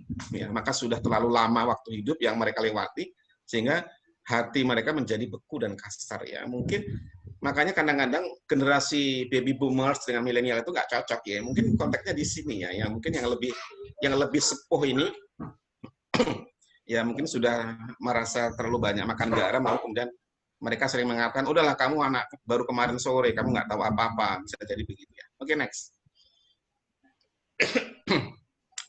Ali bin Abi Thalib mengatakan, didiklah anakmu sesuai dengan zamannya, karena mereka hidup bukan di zaman. Ini adalah kalimat yang sangat terkenal dari Ali bin Abi Thalib yang kita bisa jadikan sebagai referensi bahwa kita tentu tidak bisa menyamakan pendidikan pola yang dulu dengan pola sekarang. Itu udah otomatis ya. Oke, terus seterusnya Mbak. Nah, ini Ali bin Abi Thalib juga membagi ya, mengelompokkan cara memperlakukan anak seperti apa ya. Kelompok 0 sampai 7 tahun itu perlakukan anak sebagai raja. Kita jangan salah memahami bahwa memperlakukan seperti raja itu memanjakan, bukan sama sekali, bukan dalam konteks itu. Tapi memberikan perhatian, menjawab panggilan, mengusap punggung, menahan emosi dan lain-lain. Ya mungkin yang paling berat itu menahan emosi. Apalagi kalau anak lagi jengkelin tuh nahan emosi itu luar biasa. Tapi itu sangat berkesan buat mereka. Misalnya kita menjawab anak pada saat anak itu membutuhkan dengan cepat, ya mereka mungkin lalu dia memahami bahwa anak itu merasa dicintai, disayangi. Mengusap punggung juga demikian, menahan emosi. Nah, kelompok 7 sampai 7 yang kedua, 8 sampai 14 ini sudah masuk pada millennials. Melakukan anak itu sebagai tawanan perang. Dalam arti apa? Butuh kedisiplinan. Karena ada tadi yang saya sebut, sedang mengalami kerawanan cara berpikir dan emosi terhadap keimanan menjelang akil balik. Nah itu tadi, berpikir abstrak yang kadang-kadang mereka bertanya sesuatu yang tidak pernah diduga oleh orang tuanya. Jadi, nah ini kalau orang tuanya nggak mampu untuk memberikan penjelasan, itu menjadi pertanyaan yang sampai tua akan dibawa nanti pertanyaan itu kalau nggak mendapatkan jawabannya. Nah, ini guru-guru agama di SD itu kadang-kadang ditanya oleh muridnya yang aneh-aneh itu, jawabnya udah kamu jangan tanya lagi, pokoknya iman aja, percaya aja. Nah ini menjadi persoalan yang mereka akan simpan sampai tua nanti ya kalau belum ada mendapatkan jawabannya. Dan yang ketiga adalah kelompok usia 7 tahun ketiga, yaitu pelakukan anak itu sebagai sahabat. Ya, sahabat itu adalah usia 15 tahun ke atas yang sudah akil balik lah, ya, di mana mereka kita jadikan sebagai teman untuk ngobrol ketika ada masalah itu dan lain-lain. Oke, next berikutnya. Berikutnya, Mbak. Nah, ini beberapa pendekatan dalam posisi sebagai sahabat ya, bicara hati ke hati ya. Kalau ada masalah ya. Profesor ini mungkin bidangnya di sini ya, sangat menguasai dalam hal ini bagaimana menghadapi anak-anak dan pendidikan usia dini. Lalu kemudian mempercayakan tanggung jawab, memberikan ruang membangun percayaan diri agar merasa dihargai. Lalu kemudian membekali dengan keahlian hidup. Nah ini juga penting untuk dilakukan. Oke, next berikutnya. Nah ini ya dalam saya mencoba untuk mencari beberapa tokoh di dalam Islam itu tidak ada yang secara spesifik mengajarkan tentang pendidikan untuk milenial untuk ya. Paling garis umum aja ya. Ini adalah saya mengambil dari pendapatnya Al-Ghazali tentang konsep pendidikan secara garis umum aja, tentang pengetahuan atau ma'rifat di atas akal, persepsi, ada dua, ilmu sebagai muamalah, ilmu etika sebagai muamalah, bukan mukasyafah. Muamalah dalam arti hubungan antar kita yang terkait dengan perilaku. Lalu kemudian ada pokok-pokok keutamaan, ada pendidikan, tujuan pendidikan mendekatkan diri kepada Allah ya. Karena mendidik ya, bukan mengajar. Ya. Karena berbeda sekali mendidik dan mengajar. Lalu kemudian mengutamakan pelindungan anak dari kesengsaraan akhirat melalui pengajar disiplin kemuliaan akhlak. Oke, next. Next, Mbak. Ya. Nah, ini pesan Rasulullah yang mungkin sangat relevan terhadap pendidikan kita, khususnya pada millennials. Saya mengambil ini dari hadis riwayat Muslim. Al-arwahu junudun mujannidatun ma ta'arufa minha ikhtalafa wa ma tanaqara minha ikhtalafa. Roh-roh atau jiwa-jiwa itu seperti pasukan yang dihimpun dalam kesatuan-kesatuan. Jadi ada angkatan darat, angkatan laut, angkatan udara, dan lain-lain gitu ya. Yang saling mengenal di antara mereka akan mudah saling bertaut. Kalau kita kenal, berarti artinya apa? Ketika kita sudah kenal jiwa anak millennials, milenial juga kenal sama orang tuanya, maka akan mudah bertaut. Nah, yang saling merasa asing di antara mereka akan mudah saling berselisih. Nah, itu juga. Kalau ada jarak antara orang tua dengan millennials atau dengan tokoh agama atau tokoh pendidik, ini mereka jadi merasa terasing ya. Sehingga mereka bisa saja memperlakukan guru itu tidak senonoh, dan kita juga sudah lihat di beberapa kasus pemberitaan dan lain-lainnya. Oke, berikutnya, Mbak. Nah, ini beberapa karya saya mencoba untuk, tapi tidak semuanya karya saya sih, ada beberapa yang milik orang lain ya. Oke, next. Dan yang terakhir adalah Vicky Gaul yang nanti saya coba berikan gift untuk Bapak Ibu yang mengajukan pertanyaan yang terbaik. Ya. Oke, next. Nah, saya sebagai penutup, ini saya mengungkapkan dari apa yang Rasulullah katakan ya. Jadi beramallah untuk duniamu selama engkau tinggal di situ, dan beramallah untuk akhiratmu sebanyak masa tinggalmu, dan beramallah untuk Allah sekedar kebutuhan padanya, dan beramallah bagi neraka sekedar kesabaranmu menghadapinya. Itu mungkin yang bisa saya sampaikan, Prof. Reni, Mbak Dewi, terima kasih. Yang terakhir, oke, silakan. Alhamdulillahirrahmanirrahim. Masya Allah. Terima kasih banyak Pak Tobiat Al-Asyar. tausiahnya. Jadi kita bicara mengenai agnostik, ateis ya. Perhatian kita terhadap generasi milenial. Di sini kalau kita lihat sebenarnya momen tiap hari Jumat ini momen saya juga belajar juga untuk lihat-lihat ya apa namanya mencari di Google ya. Nah ini kalau kita lihat bahwa tadi ngomong tentang agnostik ateis ya, memang kayak apa namanya Stephen Hawking itu kan bilang bahwa surga neraka itu hanya dongeng, itu dikatakan. Tapi ada counternya ya, fisikawan dan matematika terkemuka dari Swiss itu, Leonhard Euler, pemeluk agama yang taat, dia memiliki rumus untuk menjelaskan keberadaan Tuhan. Nah, sayangnya belum ada penjelasan secara detail tentang rumus ini. Kemudian juga Gödel dari Stanford University, Tuhan adalah zat yang paling agung dan ada di setiap pemikiran manusia. Jadi keberadaan Tuhan itu adalah absolut. Kemudian ada filsuf Prancis, Pascal, mengatakan bahwa kalau kita disuruh mempertaruhkan kehidupan kita untuk percaya adanya Tuhan, kalau misalnya juga salah, tidak ada Tuhan, kita juga nggak kehilangan apa-apa, nothing tulus. Ya, kemudian ada Francis Collins, ini tahun 2007, bilang bahwa DNA itu bukti bahwa Tuhan itu ada. Gen manusia itu sangat kompleks, dengan bagian data mencapai miliaran. Hal seperti ini lahir berkat desain panjang dari sesuatu yang hebat di luar jangkauan intelijensi manusia. Nah, namun ini ya Pak Tobib yang nggak percaya neraka nih. Ada yang bilang bahwa neraka itu ada di semenanjung Kola, yaitu di perbatasan Uni Soviet dengan Norway dan Finlandia. Di situ suhunya 180 derajat, sangat panas, ada anomali geologi yang ada suara-suara di bawah tanah. Nah, teori konspirasi mengatakan itu neraka. Gitu ya. Nah, tahun 2013 ada riset dari Organisasi Geologi Eropa yang mengatakan bahwa suhu inti bumi itu 6.000 derajat Celcius. Sepanas permukaan matahari.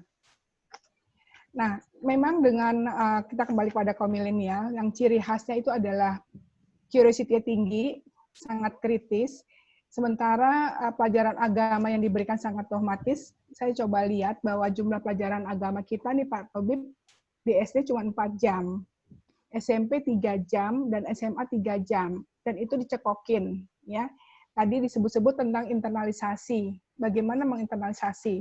Sementara Pak Tobib juga mengatakan, ada masalah di sini, salah satu faktor masalah spiritualitas itu adalah salah satunya adalah keluarga.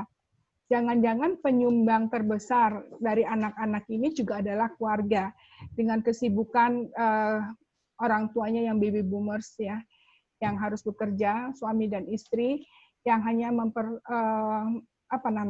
taken for granted ya, anak-anak itu mendapatkan pelajaran agama di sekolah ya, dan ustadz yang mengajarkan sangat dogmatis, tidak bisa menjawab pertanyaan kritis mereka. Apakah benar bahwa orang yang bukan agama Islam itu akan masuk neraka? Yang masuk surga itu hanya orang yang beragama Islam. Nah, ini pertanyaan-pertanyaan yang tadi disebutkan tadi Pak Tabib juga, itu menyebabkan mereka akhirnya berpikir lebih baik tidak memilih agama. Namun syukurlah bahwa di sini tadi walaupun disebutkan angkanya, ada 1.757 orang Indonesia yang ateis ya. Namun ini dibandingkan 87 milenial, kita berharap kita bisa menyelamatkan sisanya. Dan ini saya berharap dari teman-teman yang ikut pengajian sore hari ini bisa memberikan yang terbaik ya di dalam diskusi kita nanti. Silakan kepada yang mau bertanya. Di sini ada Prof. Faisal, ada Prof. Kapti, ada Prof. Indra Jati Sidi, ada Bu Nani, ya, Prof. Nani. Silakan. Boleh Prof, saya tanya? Ya, silakan Pak. Oke, terima kasih. Bismillahirrahmanirrahim. Assalamualaikum warahmatullahi wabarakatuh. Paparan Dr. Tobib ini luar biasa ini. Saya meskipun tidak begitu paham, tapi menikmati penjelasannya. Kalau kita lihat sekarang Mendiknas itu kan kalangan milenial. Ditambah lagi statement Menteri Agama, mungkin karena Pak Tobib juga dari Kemenak, itu ditambah lagi statement Menteri Agama. Iya. Ya, nggak perlu ada pelajaran agama di sekolah. Gitu. Ya, maka akan diberangus mata pelajaran agama. Nah, bagaimana statement dua makhluk yang berbeda ini gitu? Ya. dua makhluk yang berbeda. Ketika awal-awal Februari saya jumpa dengan Mendiknas yang baru ini di kantornya, pelajaran merdeka.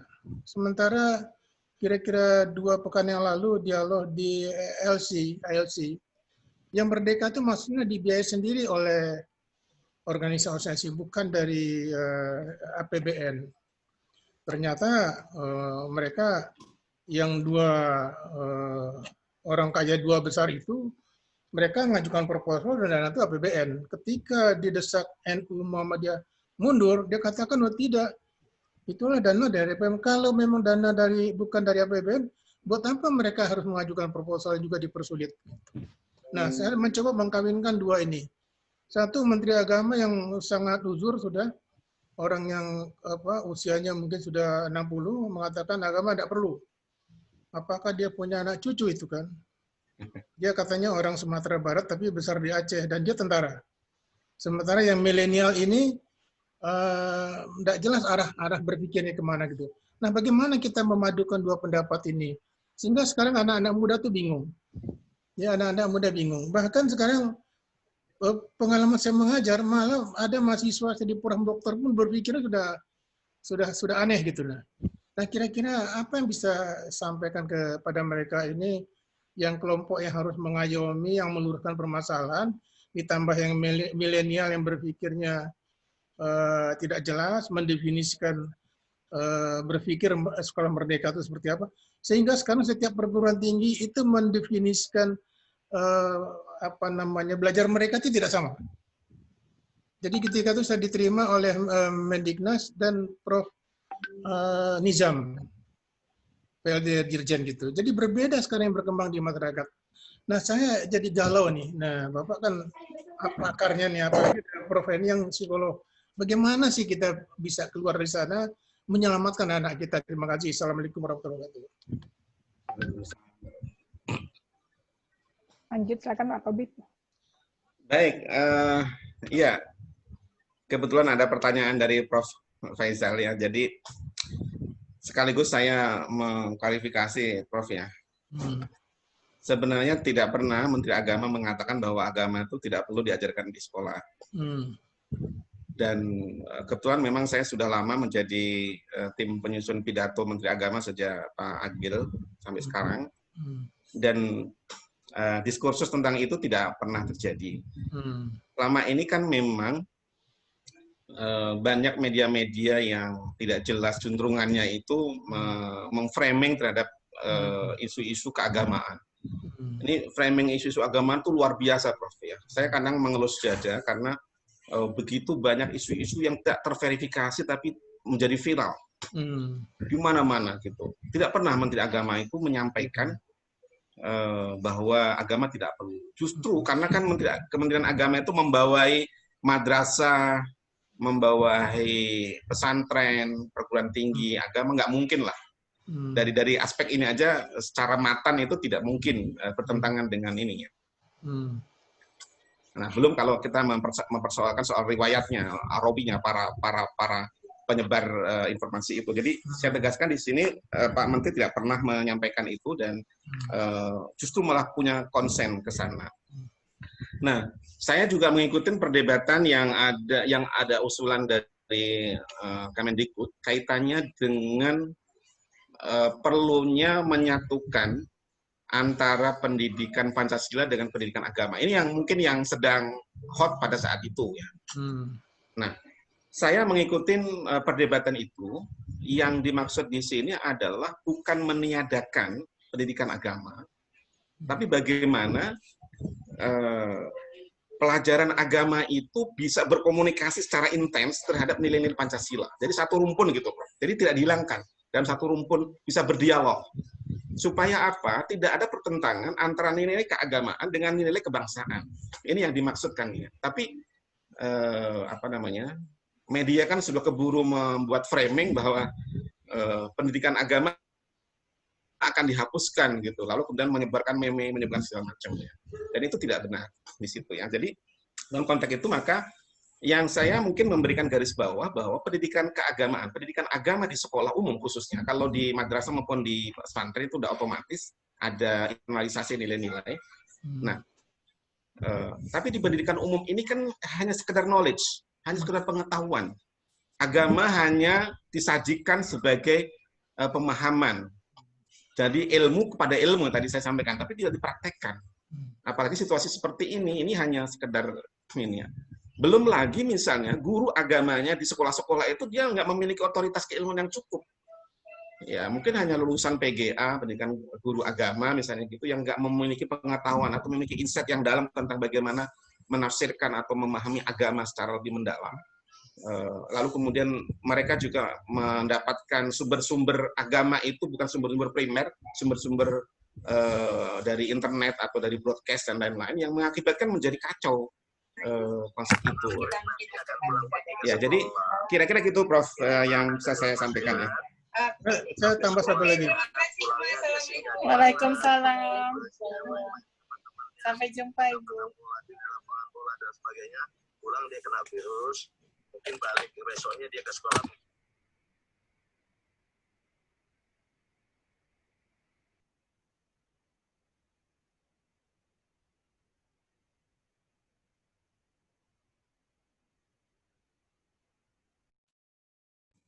Pak Tobib. Di unmute Pak Tobib, maaf. Pak Tobib. Ya, Prof. Ya, oke. Nah, oke ya. Tapi kalimat beliau itu kan bersayap gitu ya.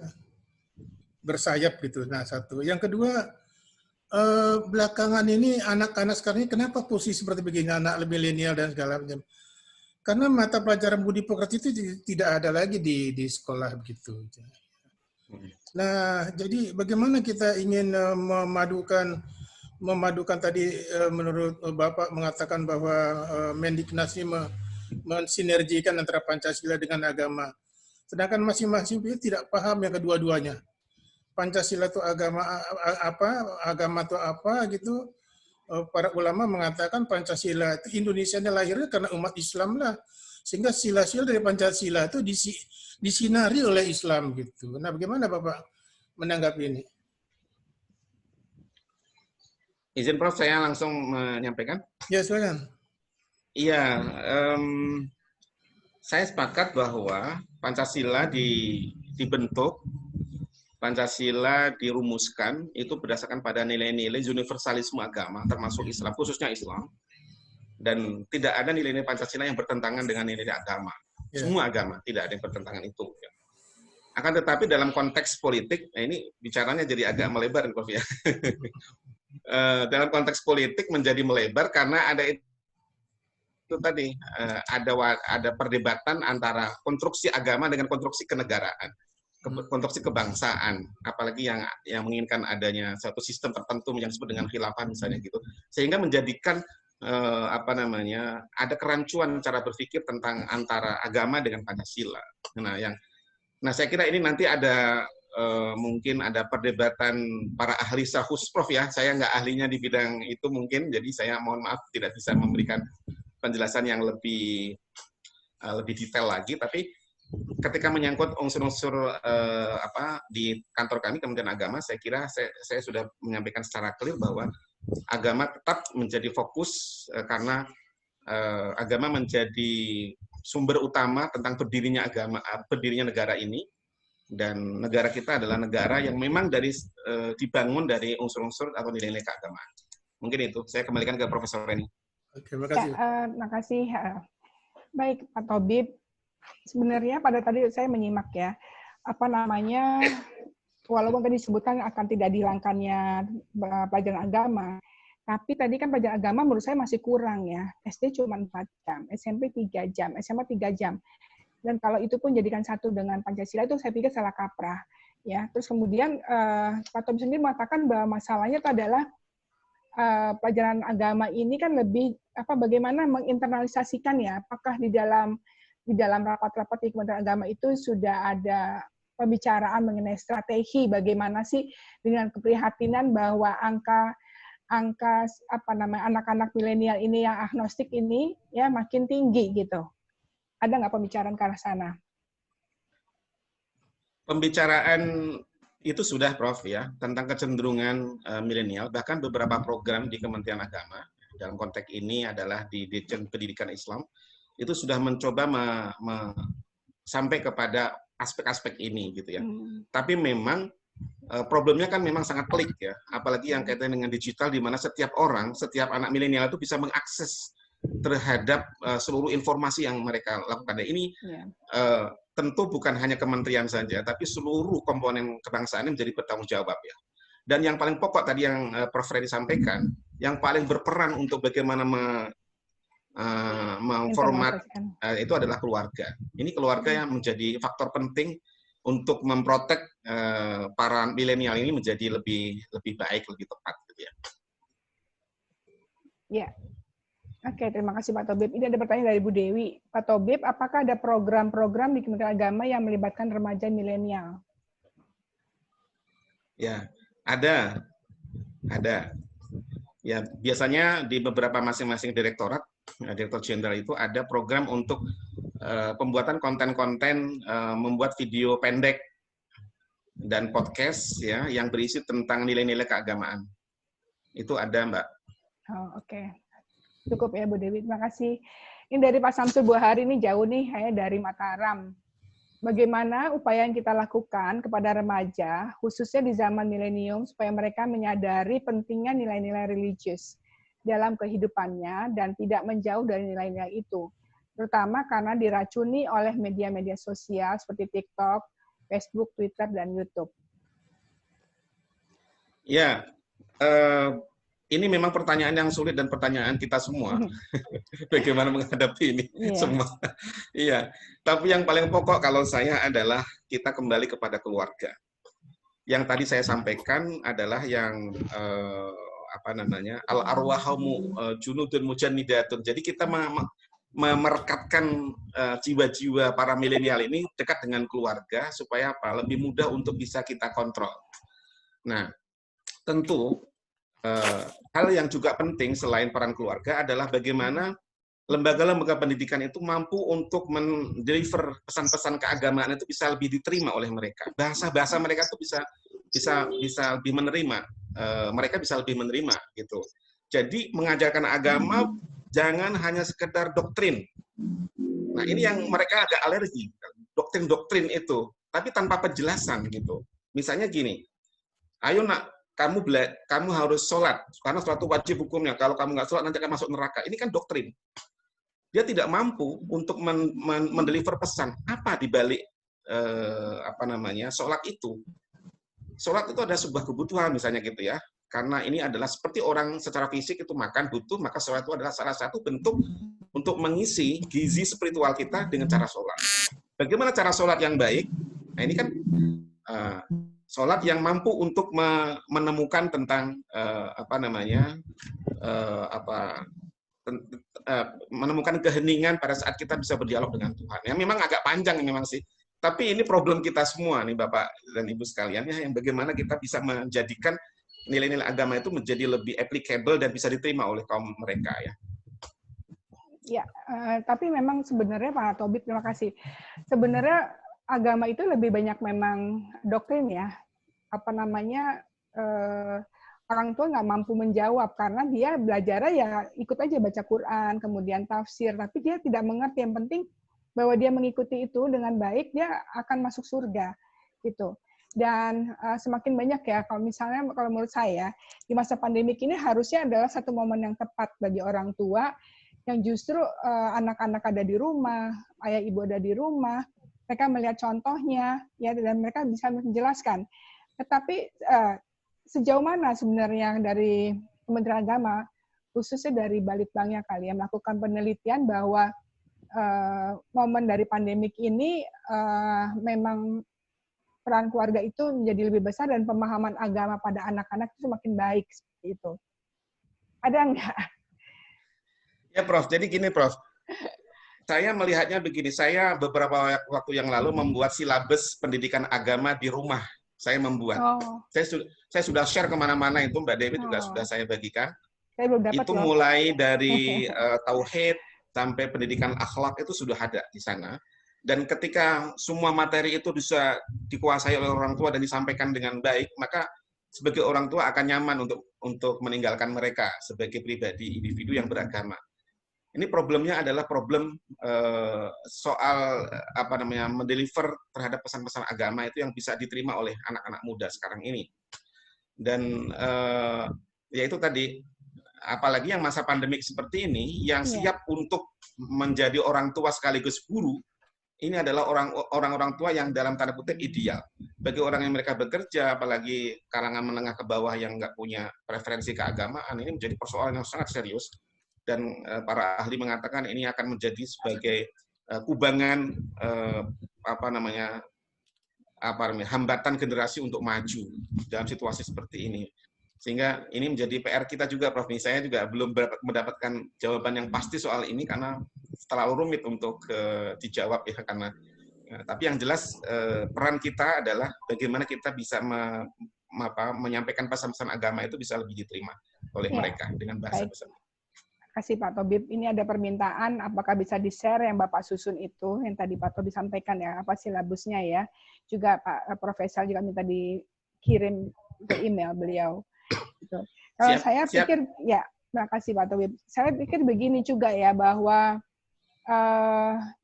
si ustadz-ustadz ini ya, apakah ada sertifikasinya nggak sih bahwa dia pernah di-upgrade, nggak ada upgrading course gitu dari Kementerian Agama. Sehubungan dengan tadi bahwa zaman sekarang anak milenial ini kan beda pemikirannya ya, yang tadi kritis. Yang tadi disampaikan Pak Tobib itu kan adalah kita udah tahu semua misalnya ya, jadi artinya kita tahu gejala itu. Tapi yang kita butuhkan ini kan obatnya, jalan way out-nya apa, solusinya apa gitu. Jadi pemerintah nih, kesiapan pemerintah dalam ini Kementerian Agama itu bagaimana menghadang semakin banyaknya anak yang tidak mau sholat, tidak mau ke gereja misalnya gitu. Jadi mereka beranggapan bahwa ya ini alam, walaupun mereka melihat kebesaran Tuhan memang ada, tapi mereka nggak, itu bukan, mereka tidak melihat itu adalah Tuhan. Tapi itu adalah ya sudah, itu apa namanya, ya begitu adanya gitu. Nah ini maksud saya untuk menyetel otak mereka itu orang tua nggak mampu lah gitu. Jadi maksudnya memang dalam hal ini pemerintah harus segera bersikap, bertindak ya, karena sebenarnya kan Pak Tobib dari bagian dari Kementerian Agama sendiri sudah menyadari hal itu dan coba juga menerjemahkan yang membuat buku dengan fikih gaul tadi ya, dengan supaya lebih gaul, lebih mudah gitu. Itu Pak Tobib. Ya Prof. Ini pertanyaannya ke Kementerian Agama semua ya. Pak Tobib mewakili Kementerian Agama. Iya. Oke, ini ada dari Bu Hediati deh. Pemahaman religi hanya sebatas doktrin, tidak pada pengaman sehari-hari. Terima kasih penjelasan Bapak. Pak Tobib, ini tinggal 10 menit. Silakan Pak Tobib tadi mau memberikan hadiah buku pada penanya atau memberikan pertanyaan 3 pada peserta. Saya mengajukan pertanyaan aja, Ibu. Ya, silakan Pak. Bu Dewi, tolong disampaikan kepada peserta gimana aturan mainnya. Biar agak seru ininya, kuisnya. Iya. Yang pertama pertanyaannya, apa saja karakteristik kaum milenial?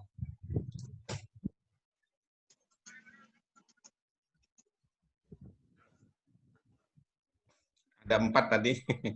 Maaf ya, saya lagi coba mau share file yang tadi diminta gitu. Oh baik. Kita ke kuis dulu. Jadi Pak Tobib, kuis ini hadiahnya buku ya? Autentik. Ya. Autentik. Ini yang hadiahnya buku ya Pak Tobib? Iya, hadiahnya buku nanti fikih gaul. Ini buat mungkin buat anaknya atau buat cucunya atau buat saudara yang bisa dibaca. Ada berapa buku Pak Tobib? 1? Saya sediakan untuk 4. Wow, buku. Masya Allah. Jadi penanya pertama tuh umroh ya, kedua buku. Bagus Pak. Ya baik. Udah ada jawabannya tuh Pak Muhammad Soleh. Jawabannya ya. Betul nggak? Betul nggak? Berbareng. Yang mana nih Pak? Ini ada Curious Label Authentic. Mana Mbak jawabannya Mbak yang Muhammad Soleh? Muhammad Soleh benar atau salah? Yang mana nih jawabannya Pak? Yang pertama pertanyaan, maaf, bisa diulang ya Pak Tobib? Pertanyaannya diulang lagi. Iya, maaf. Apa saja karakteristik kaum milenial? Minimal 2 lah, minimal 2. Ya, karakter saya nggak boleh jawab ya. Nanti Mbak Dewi dapat khususnya nanti. Silakan, ini ada Bapak Muhammad Soleh menjawab curious, labil, autentik. Betul atau salah Pak Tobib? Yang lain belum ada yang jawab nih. Ya sudah. Tadi saya pertama kali jawab autentik itu. Ya, gimana, boleh. Pak? Saya tadi pertama kali saya jawab dengan lisan autentik. Berarti Profesor Faisal duluan ya. Bagaimana Bu Reni? Baik. Ya, oke. Bagaimana Pak Tobib ya? Berarti Profesor Faisal, Pak, nanti mohon berkenan kasih alamat ya Pak Japri ya. Lanjut silahkan pertanyaan kedua Pak Tobib. Iya, sebutkan 5 generasi. 5 generasi? Oh, ya, yang lengkap dan urut. Ayo ngebut, silahkan. Harus ditulis ya. Diketik. Itu pertanyaan hafalan itu. Silahkan. Ayo Bapak Ibu duluan nih. Ini ada jawaban dari Ibu Dewi Gumilang. Jawabannya baby boomers. Ya, benar. Benar ya? Oke, benar, ya. Ibu Dewi Gumilang, selamat. Selamat Bu Dewi. Lanjut Pak Tobib. Yang satu lagi, sebutkan minimal 2 pendekatan kepada milenial supaya mereka lebih positif. 2 pendekatan kepada milenial. Minimal 2. Enggak, pertanyaan enggak yang itu ya, artis siapa yang ditampilkan dalam PowerPoint tadi itu saya baru mau jawab tuh. Artis Korea saya. Bagus Pak Tobib, itu unik. Silahkan Bapak Ibu, ditunggu jawabannya. Pak Kodrat mau jawab, Pak Kodrat. Tulis Pak Kodrat. Saya boleh, saya. Ini ada jawaban dari Pak Samsul Buhari, ada Rizky Malida, Pak Samsul Buhari, keluarga dan sekolah, lalu Rizky Malida bicara dari hati ke hati, mempercayakan tanggung jawab. Ada ya. Naindra yang mana? Rizky Malida. Rizky Malida. Wah, alhamdulillah. Satu lagi ya Pak Tobib? Oh ya, satu lagi ya? Tadi bilangnya 4 soalnya. Oh ya, oke, baik. Maaf ya. Siapa artis yang tadi ditampilkan? Wah serius ini, Bu Dewi. Itu Rizka harus tahu cuma Bu Dewi, tahu cuma Bu Dewi sama generasi milenial. Tetap itu Bu. Oh, saya ya Silvia. Ayo. Bu Heni tahu nggak? Muhammad Soleh. Bu Heni, ayo Bu Heni jauh Bu Heni. Yang lain aja, Prof. Mbak. Masya Allah. Oh, Rizka tahu tuh Rizka. Ayo Mbak Rizka. Ini ngetop banget ini. Descendants. Jadi kasih ya. Dia main film yang Descendants-an. Setiap hari. Gitu. Siapa itu? Itu ada yang jawab Rizka, Sung Jongki, betul. Beneran Rizka. Ya ampun, hebat. Masya Allah. Alhamdulillah, jadi sudah ada 4 pemenang kuis. Yang pertama Profesor Faisal, kedua Ibu Dewi Gumilang, ketiga Pak Rizky, keempat Rizky. Ini nggak adik kakak ya? Ketiga Pak Rizky, keempat Rizka. Ya, alhamdulillah, mohon Japri alamat dan sekaligus info dari sponsor. Ada permintaan maaf karena yang Jumat lalu masih belum terkirim hadiahnya karena ada perbaikan manajemen di toko. Insya Allah di minggu ini akan terkirim. Terima kasih kepada hadirin. Sebelumnya kita foto dulu. Jangan lupa wajah senyum yang belum tutup Bu Dewi. Terima kasih Bu Dewi, Pak Tobib. Terima kasih banyak atas pertemuan sore hari ini. Semoga jadi amal soleh Pak Tobib pada teman-teman, Ibu Bapak, saudara sekalian. Terima kasih banyak atas kehadiran pada sore hari ini. Wabillahi taufiq wal hidayah. Assalamualaikum warahmatullahi wabarakatuh. Waalaikumsalam warahmatullahi wabarakatuh. Ayo pasang senyum yang belum tampil, silahkan tampil dulu. Itu ada nama Mas Ghazali. Mas Ghazali, ayo tampil Mas Ghazali. Siap ya? Hitung ya. 1, 2, 3. Ya, yang kelompok kedua, bentar ya, saya ini dulu harus di save dulu. Kelompok kedua silahkan. 1, 2, 3. Iya, alhamdulillahirobbilalamin. Terima kasih banyak. Terima kasih semuanya. Assalamualaikum warahmatullahi wabarakatuh. Salam. Warahmatullahi wabarakatuh.